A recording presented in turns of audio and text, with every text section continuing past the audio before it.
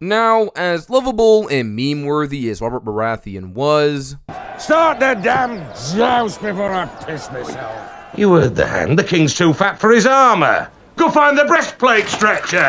Now! we gotta be honest, he wasn't the greatest king. Robert was more of a soldier than anything else, and battle is where he truly came to life, rather than sitting on some pointy chair and signing off on laws. He doesn't seem to be suited for the royal life. He drives the kingdom into debt, barely shows up to his political meetings, doesn't love his wife, and doesn't really spend time with his family and groom them to rule. Granted, they aren't really his kids, but he doesn't know that, and you get the point. Robert even recognizes his own flaws and knows himself that he isn't really suited to be king. He tries a lot to pawn his job off to Ned, and at one point, I believe it was in the books, I can't recall about the show though, that he tells Ned that he's the one that should have been king. Cersei at one point even tells Ned that when Jaime killed the Mad King, that was Ned's time to climb the steps and take control for himself. She definitely has a more might makes right mentality, though Ned has never really been a particularly ambitious man, so claiming the Iron Throne may seem a bit out of character for him. But what if he did? What if during the end of Robert's rebellion, it was a wolf and not a stag or dragon who sat the Iron Throne? Now, before we get into today's video, if you guys like what I have to say, feel free to drop a like and hit that subscribe button for more. Now, let's get into it. So before we tackle what happens, let's first talk about why Robert was even able to take the Iron Throne in the first place, and if it would even be possible or acceptable for someone like Ned to as well. Now, during the rebellion, Robert made it clear that his goal wasn't just to get rid of the Targaryens, but to claim the Iron Throne for himself. The reason this was even possible is because Robert's grandmother was actually a Targaryen princess. And somewhere up his family tree, the founder of House Baratheon, Orys Baratheon, was said to be the rumored half-brother of Aegon the Conqueror. So he had Targaryen blood, and a claim to the Iron Throne. With the death of Aerys, Rhaegar, and Rhaegar's family, this would actually make him seem like a more legitimate ruler. But even with all that being said, Robert remarked himself that having Targaryen blood was just a legal excuse, because the real reason he was able to sit the Iron Throne was simply because he took it. So with the knowledge that in this instance, blood was nothing more than a fancy excuse, it could be possible for someone like Ned to claim power. But would the people accept this? The common people probably wouldn't care because, to be honest, they just want to live peaceful lives and they don't really care who sits the throne. But people like the High Lords would be different.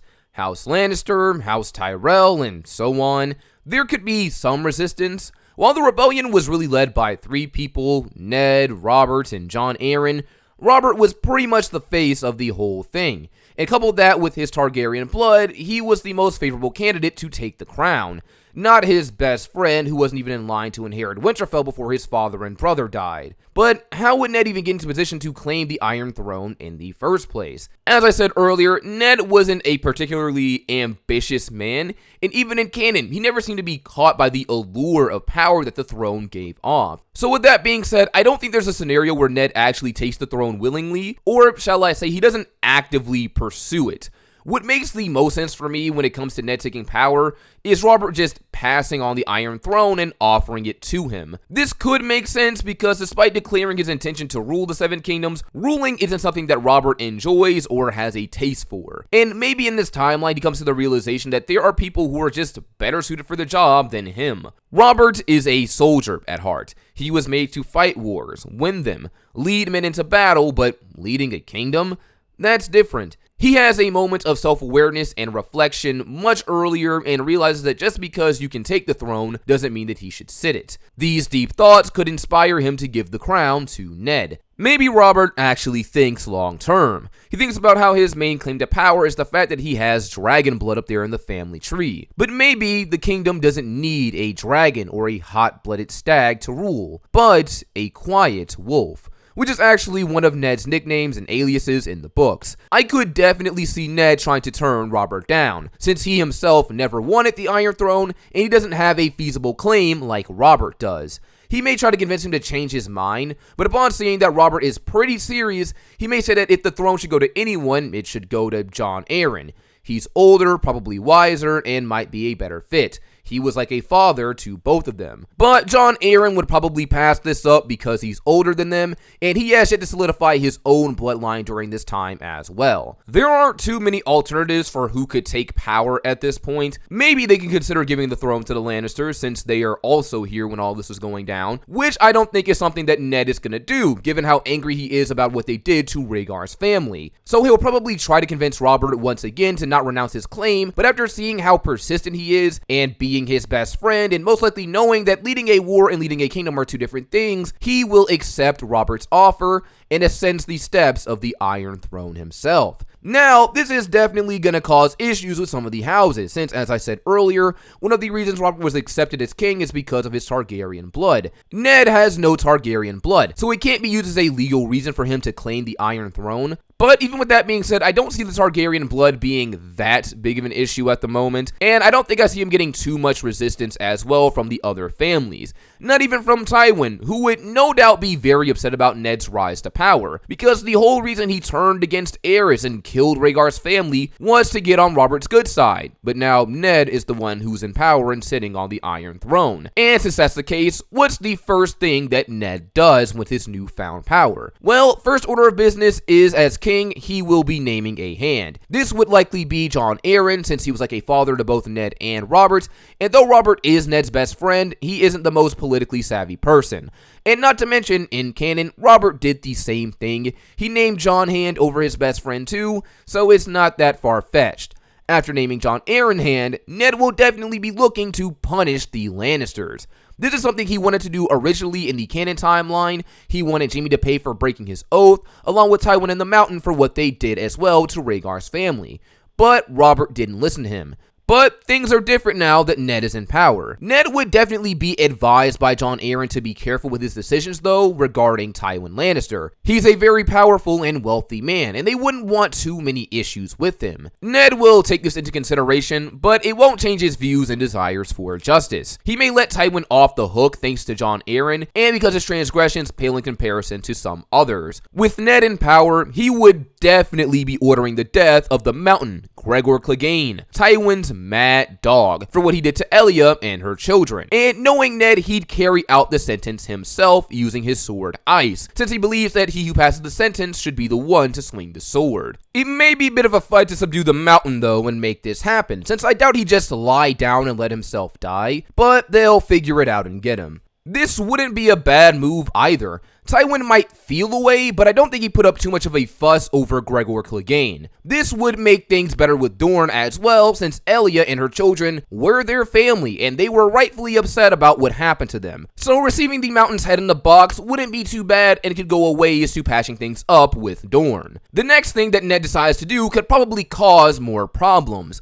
Knowing Ned and his honor, he would want to put Jaime to death for breaking his oath. He swore a lifelong oath to protect King Aerys, and not only did he break it, he killed the king he swore to defend. Jaime is deplorable to him, and I can see him wanting to give him the death sentence. And I think this actually makes sense, since Ned does this in canon. He put someone to death because they broke their lifelong oath to the Night's Watch. But I don't think that this is actually going to happen because of Jon Arryn. He would likely advise Ned against this because killing Jaime would be a sure way to make Tywin an enemy for life. Ned will understand this, but at the same time, he definitely wouldn't want to let Jaime off the hook. I could see him sentencing Jaime to the Night's Watch instead of killing him. That way he can punish him without ensuring Tywin's an enemy, but this decision will still make Tywin angry since Jaime is very much seen as his magnum opus, and he still views him as his rightful heir despite his lifelong vows. But there isn't much Tywin can do about this at the moment. Now, you may be thinking there is no way he just sit back and let his son go to the Night's Watch like this, after his family basically ensured the rebels' rise to power by killing Aerys and the heirs to Rhaegar. I mean, this is the same guy who was willing to launch a terror campaign through the Riverlands for the capture of a son he didn't even like, so there is no way he'd go along with this. right? Well, to be honest, I don't think there's a scenario where Tywin reasonably can get violent with Ned over Jaime and him being sent to the Night's Watch. If he tries to fight Ned physically, he'd have to fight the Arryns, Baratheons, and Tullys as well, who would all be supporting him. And at that point, if he's willing to risk starting another civil war over Jaime, he'd probably be forced to consider trying to make a bid for the Iron Throne himself if he wants the most desirable outcome when it comes to his son. But Tywin, while an ambitious man, never actually seemed to want to be king or to have absolute power in Westeros. So unless he wants to risk another civil war where his son could very well still be killed, I think Tywin would deal, with the hope that maybe one day he could get a pardon for Jaime and have him released from the Night's Watch at some point, like he had hoped would happen with the Kingsguard.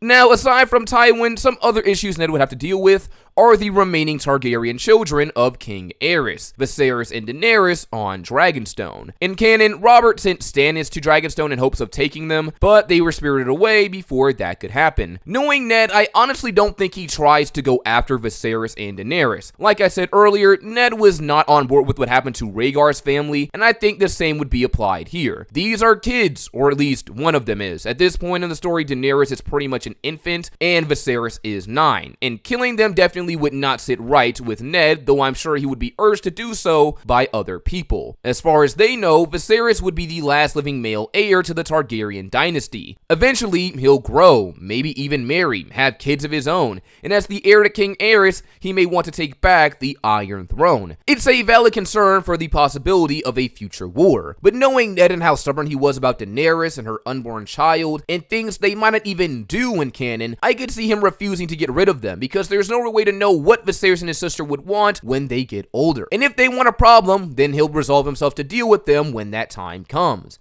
I believe that Ned would also grant the remaining Targaryens Dragonstone, since it is one of their ancestral family seats, and it's the least he could do after the death of their family. Some people would definitely be opposed to this and see it as unwise on Ned's part, because he's essentially allowing for there to be a place where these seeds of resurgence and revenge can bloom. But he'd see this as the right and honorable thing to do. He'd already helped destroy their family. What's the point in sparing their lives if he robs these innocents of their home as well? He may also consider trying to take them in as wards as well, so that he can look after them and possibly have some influence over how they grow up. However, where I really think this timeline would get interesting is when the Tower of Joy comes around. I think the Tower of Joy will go about the same, with the Kingsguard stationed there standing in defiance of Ned when he arrives. A difference I could see here is instead of calling Robert the Usurper, they call Ned the Usurper, since Robert didn't take the throne and Ned did, but that's besides the point. Now, the biggest question we need to ask is when Ned finds Lyanna and subsequently finds out about Jon, what does he do with the information?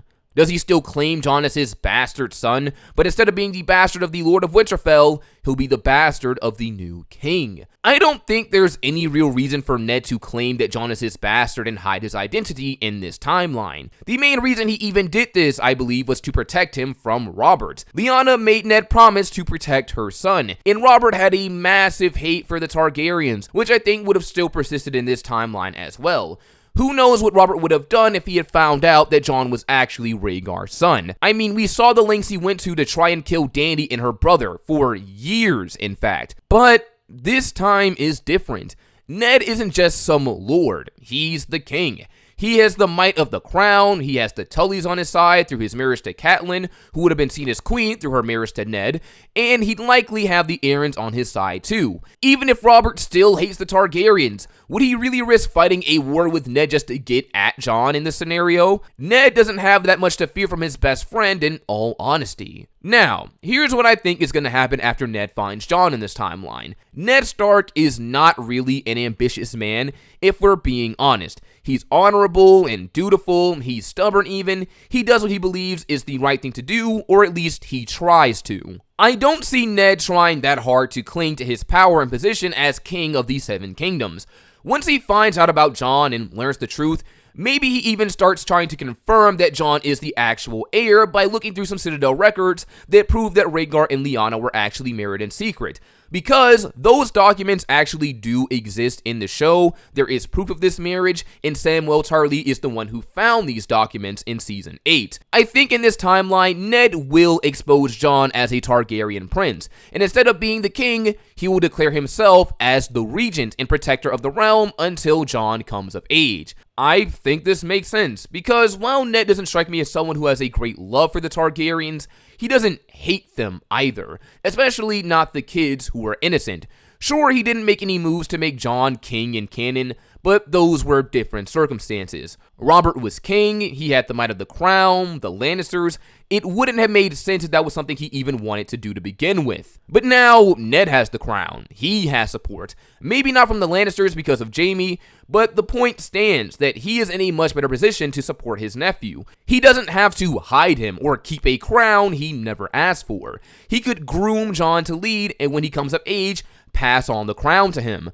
This is sure to rub some people the wrong way though, with the Targaryens having been removed from power only to have it handed back to them. Robert would definitely be displeased with the idea of this as well. If the truth comes out, knowing how much Lyanna meant to Robert, he would refuse to believe that they got together in secret and refuse to accept that Rhaegar's son with her would be king.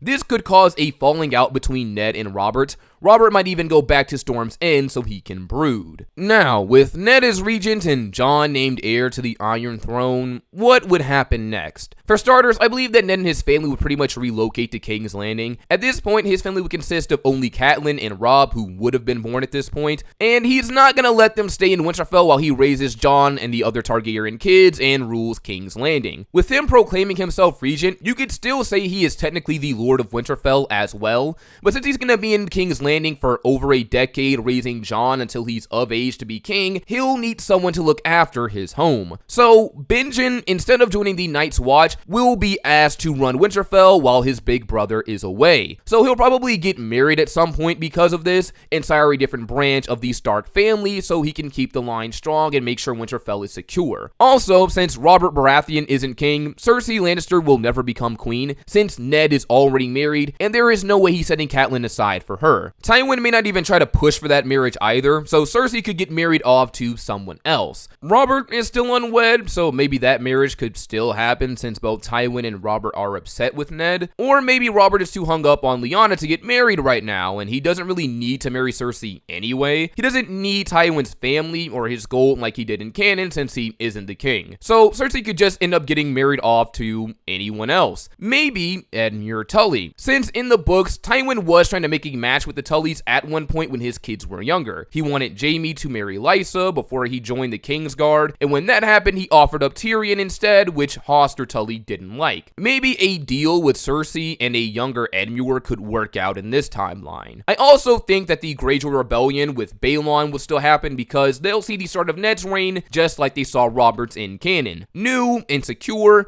and they will look to capitalize for independence. But things will go the same with them losing. I think Robert will still help Ned with this, even if they did have a falling out over Jon. Robert likes to fight, and as he said before, killing things helps him clear his mind. But from here, our timeline would be very different. When the time of the main story rolls around, assuming things went well and he survived this long, Jon will have come of age, and Ned will officially step down as regent. Jon will take up the crown, and most likely, Jon is not going to be his name here since he was never hidden as a bastard. In the show canon, his real name is Aegon Targaryen, but I think that name is absolutely stupid because Rhaegar already had a son named Aegon when that happened. So we'll say in this timeline, Jon's Targaryen name is actually Aemon.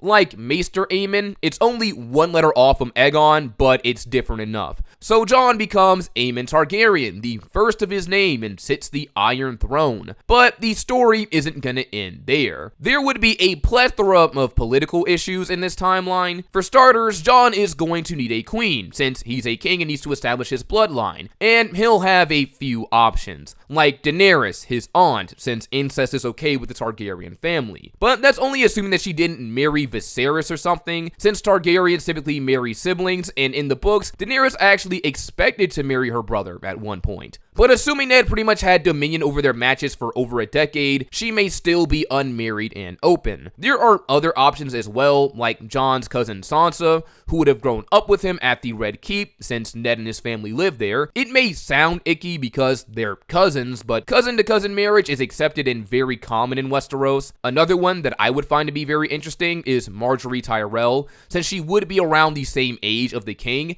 and the Tyrells definitely wouldn't miss this chance to try and get in with the crown. It would make sense as a match too, since the Reach is a pretty powerful place, and Aemon will need all the help he can get. But outside of marriage in this timeline, there would be some other political issues.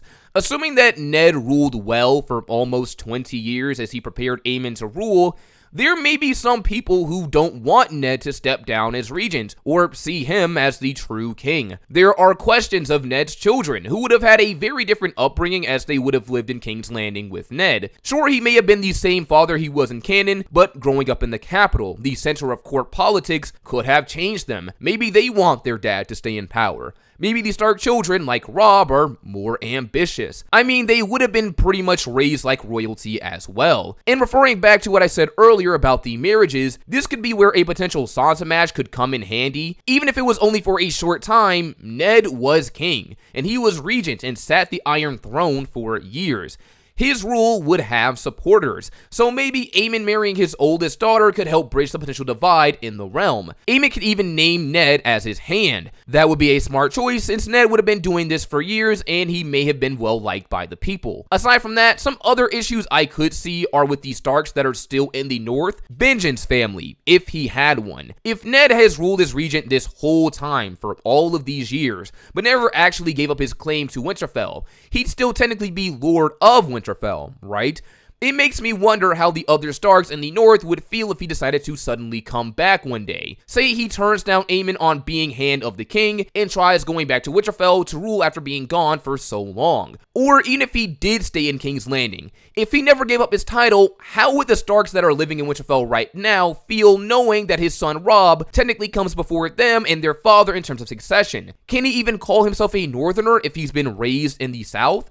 There are possibilities for contention and conflict here. But maybe the Stark bit could be solved if Robb was actually sent to foster at Winterfell at some point. I do think that's something that Ned would do to establish those bonds and make sure his son is more accepted as his heir. But who knows what could happen in that regard. I also don't think that we'll be having dragons in this timeline. Since the Targaryens have been effectively restored to power, Daenerys would have never gone overseas to Essos. She never would have met Khal Drogo, married him. All that stuff with Mirri Maz Duur and getting the dragon eggs, that never would have happened. So the dragons do not exist in this timeline. And this may be an issue when the Long Night rolls around and the Night King comes for them. But since there are no dragons, he can't kill one and then use it to destroy the wall so he can get to the kingdoms. So maybe there's still some kind of hope for them, but who knows. These are just my thoughts. Hope you guys enjoyed this video. Don't forget to like, subscribe, tell me your thoughts down below, and I will see you all next time.